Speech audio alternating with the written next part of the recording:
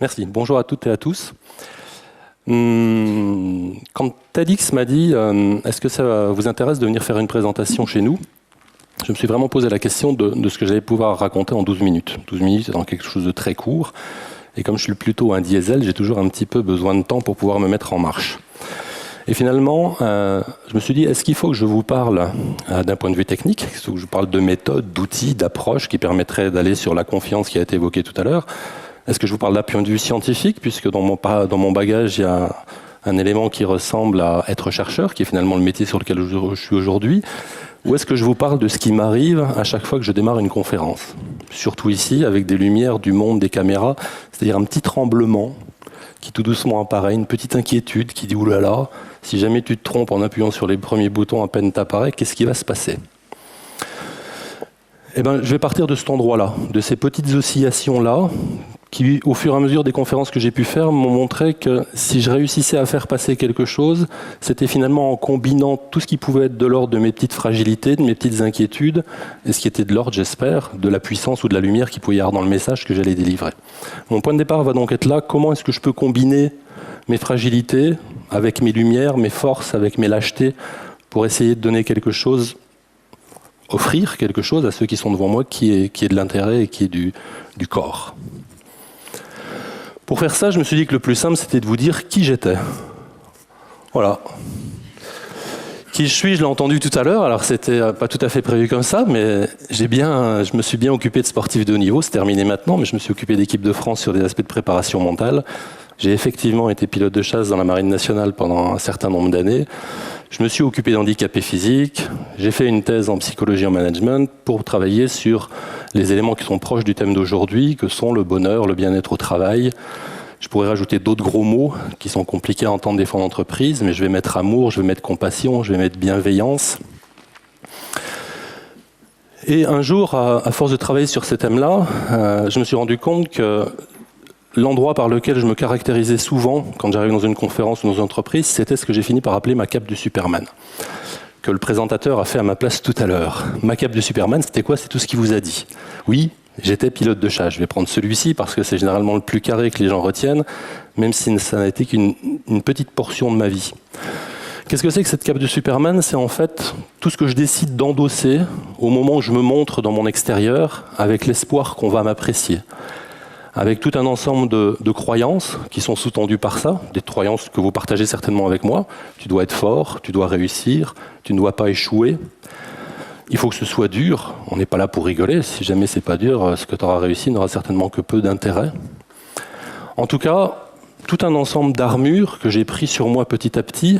Et la cape de Superman, pour vous donner l'anecdote exacte, je travaillais souvent en formation avec des ingénieurs à qui je ne disais pas que j'avais été pilote de chasse. Et quand ils me disaient « Oui, mais vos trucs là sur la bienveillance, la compassion, c'est quand même un peu du pipeau, ça ne sert pas à grand-chose. » Un jour, je leur ai dit « Ok, mais moi, je vais me poser sur un porte-avions à 250 km/h, sur une zone de 50 mètres, il fallait toujours me poser au même endroit, le bateau bougeait, etc. Qu'est-ce que vous en dites ?» Et là, Bloom, camembert, plus personne ne me disait rien. J'avais mis ma cape de Superman, mais l'interaction était quasiment terminée. Ce qui a été intéressant dans cette cape de Superman, ça a été de me rendre compte quand elle a commencé à se fragiliser. Dans les premiers moments où j'ai commencé à voir que finalement je l'endossais pour une seule raison, qui était celle que j'évoquais tout à l'heure, c'est est-ce que je vais réussir à me faire accepter? Est-ce que je vais être reconnu? Est-ce que je vais être aimé avec qui je suis?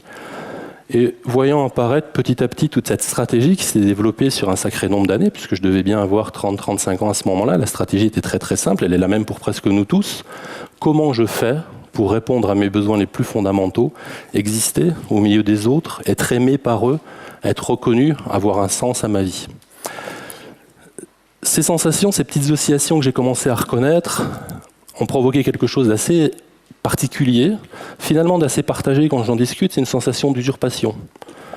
J'arrivais en disant je suis ci, je suis ça, j'ai fait beaucoup de choses, et en même temps que je le disais, je ressentais à l'intérieur une espèce de tortillon qui venait dire ouh là là, c'est bien joli de dire aux gens que tu es très puissant, mais à chaque fois que tu leur parles, tu sens qu'à l'intérieur c'est compliqué.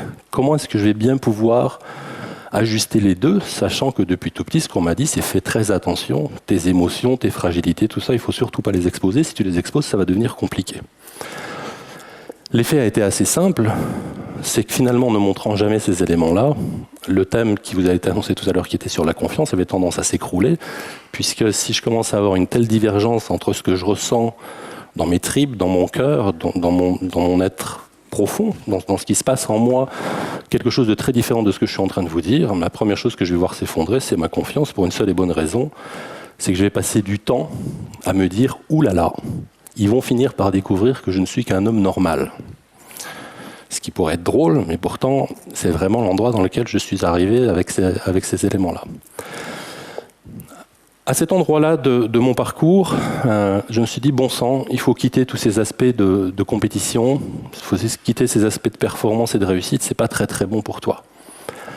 Manque de chance, ça faisait 1 an que j'étais rentré dans cette institution vénérable, et je me retrouvais avec cette petite découverte personnelle dans l'antre et dans l'enfer du business, donc dans l'antre et dans l'enfer de la réussite, de la performance, et je ne savais plus comment j'allais m'en sortir. Enfin, j'avais trouvé un lieu dans lequel je pouvais tenter de mettre en place ce que je connaissais, le stress au travail, le bien-être au travail, et tout à coup, quelque chose en moi me disait « va-t'en, pars ».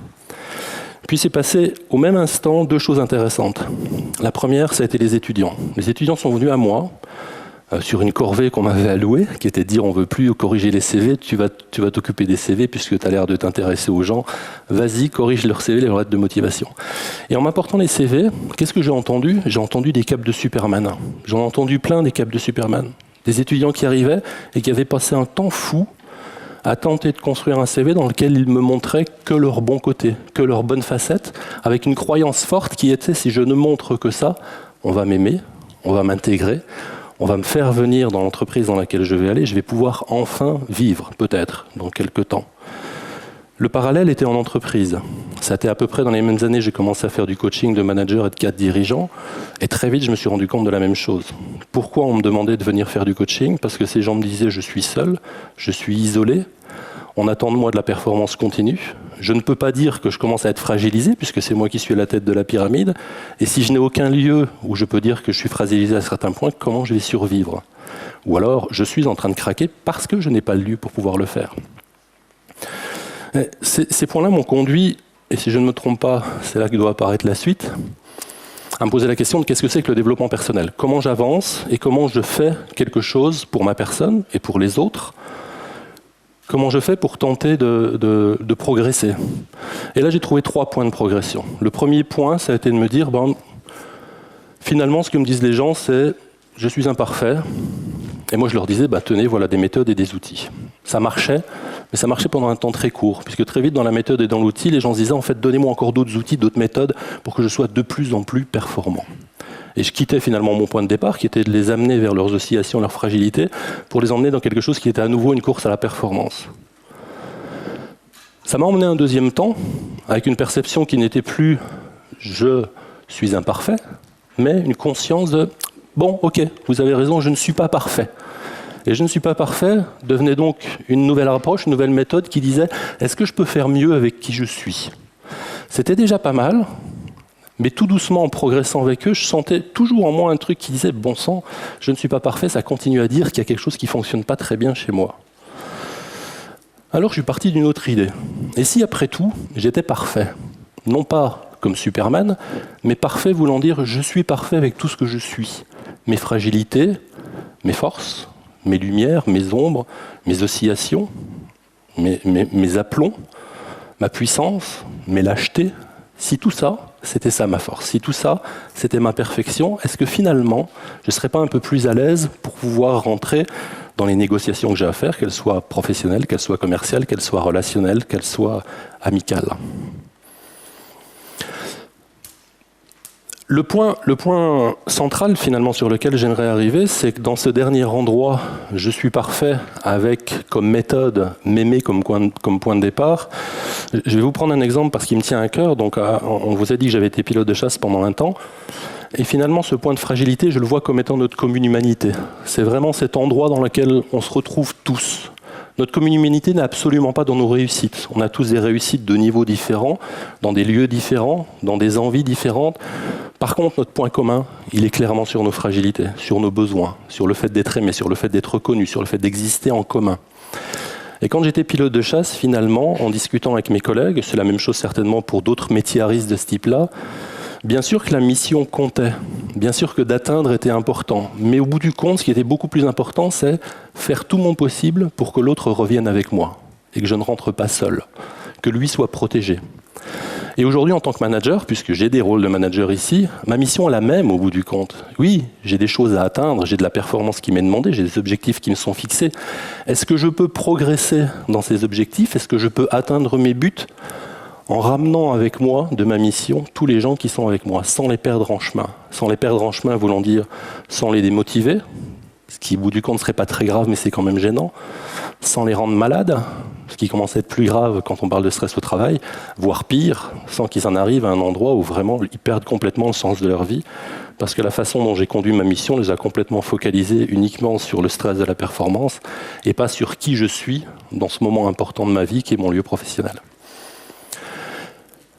La mindfulness est donc arrivée à cet endroit-là. Mindfulness voulant dire ma capacité à être en conscience de ce qui se joue pour moi dans l'instant, en ne laissant pas de côté, surtout pas, les émotions que j'évoquais tout à l'heure, puisque contrairement à ce que j'entends de temps en temps dans les entreprises ou très fréquemment, ce sont mes forces, mes émotions. L'étymologie d'émotion, c'est une étymologie latine qui parle de mettre en mouvement. Ma puissance, elle provient de ces émotions, donc elle provient aussi de mes fragilités tout autant que mes lumières. Je ne dis pas que les deux sont plus importants que l'une que l'autre, mais les deux vont avoir leur élément. Ce travail sur les aspects humains et personnels m'a tout doucement glissé à créer aujourd'hui un travail de recherche spécifique qui parle de paix économique. Et pour pouvoir parler de paix économique, les collègues avec qui nous avançons, on est parti de ce lieu intérieur, qui parlait finalement de paix intérieure, pour aller doucement vers la paix économique, parce que le langage commun, parce que le langage le plus fréquent d'aujourd'hui, parce que ce qu'on enseigne parfois ici, est finalement assez proche de ce qu'on pourrait qualifier de guerre économique, avec des mots, avec des actions, avec des comportements en entreprise, qui vont jusqu'à un moment donné l'extrême, c'est-à-dire ce que les militaires appellent des dommages collatéraux. Des gens qui meurent, des gens qui sont en burn-out, des gens qui se suicident, donc quelque chose qui est clairement d'une guerre économique. Pendant très longtemps, les anthropologues nous ont dit, si l'homme s'est redressé, il s'est redressé pour combattre, parce que c'était sa capacité à lui, il n'était pas suffisamment puissant, il a eu besoin de se mettre sur ses pattes arrière pour devenir un guerrier. Il y a une quinzaine d'années, d'autres anthropologues ont dit c'est pas vrai, c'est pas ce qu'on pense nous. Si l'homme s'est redressé, il s'est redressé parce que c'est avant tout un cueilleur et un ramasseur de coquillages. C'est vrai que c'est beaucoup moins valeureux que d'être un guerrier, d'être un ramasseur de coquillages. Mais il s'est redressé pour ramasser ses coquillages avec une seule raison, c'est pouvoir aller à l'autre et partager, ramener dans sa famille, ramener dans son clan le bénéfice de sa cueillette. La représentation qu'on s'est faite de l'entreprise était là. Est-ce que l'entreprise est un lieu économique, un moteur social? Est-ce que l'entreprise est un lieu qui produit de la richesse financière en broyant des braves gens? Je suis un peu provocateur volontairement. Ou est-ce que l'entreprise, c'est l'inverse, un lieu social à moteur économique? Un lieu dont l'objet est de générer et de renforcer du tissu social et dont les moyens pour renforcer le tissu social, ce sont la création de richesse et la création de bien-être. Peut-être que pour conclure, puisque je vois que ça clignote en rouge depuis déjà quelques secondes, le point qui va découler de cet endroit-là, c'est cette capacité, au bout du compte, à combiner mes fragilités, mes lâchetés, mes vulnérabilités avec mes forces, ma puissance et mon pouvoir. Effectivement, peut-être me permet d'être un guerrier, au sens propre du terme. Ça me permet d'être un guerrier, mais qui va comprendre quelque chose, c'est que le meilleur moyen que j'ai d'agir, de faire, c'est de tenter de rester présent dans ce qui est là. Rester là avec tout ce qui apparaît.